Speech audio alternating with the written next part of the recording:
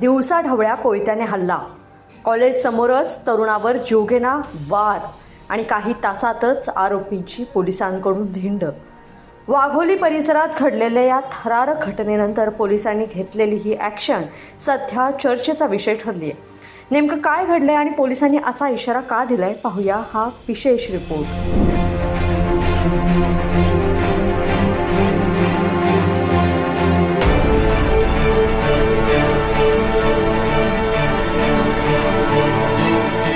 हा थरारक प्रकार आहे पुण्यातल्या वाघोली परिसरातील.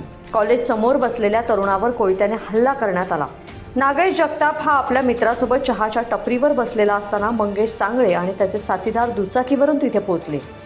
काहीच क्षणामध्ये वाद सुरू झाला आणि काही कळण्याच्या आतच कोयत्याने वार करण्यात आला.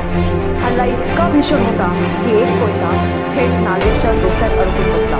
मित्राने वाचवण्याचा प्रयत्न केला पण त्याच्यावरही हल्ला करण्यात आला. ही संपूर्ण घटना CCTV मध्ये कैद झाली आणि हा व्हिडिओ आता सोशल मीडियावर व्हायरल झालाय.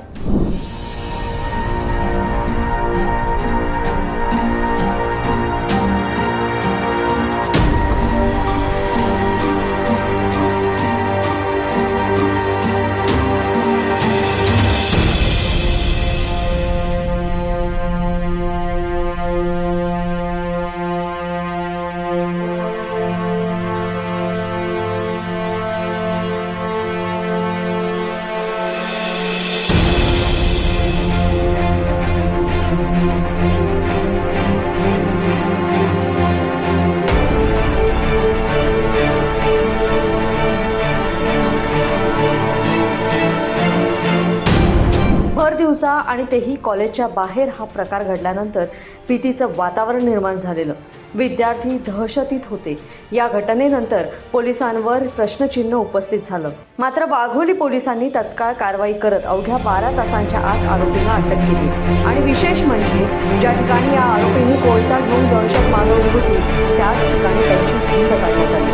इतकंच नाही तर परिसरात दहशत निर्माण करणाऱ्यांना पोलिसांनी थेट इशारा दिलाय.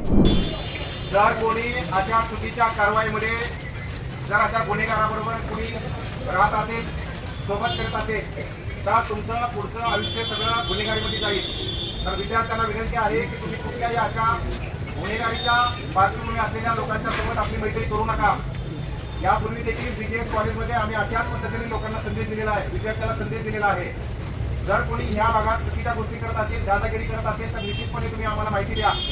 कोणी अंमली पदार्थ विकत असेल, चोरून कुठल्या गोष्टी करत असेल अवैध, तर निश्चितपणे तुम्ही आम्हाला माहिती द्या. आम्ही 100% त्याच्यावर कारवाई करू. आपण शिक्षणासाठी आलेलो आहोत. आपण इथं शिक्षण द्या आणि कॉलेज परिसरामध्ये कुठलीही दादागिरी बाहेगिरी कोणी करत असेल तर त्याला आम्ही काही करणार नाही. सर्वांनी नोंद घ्या.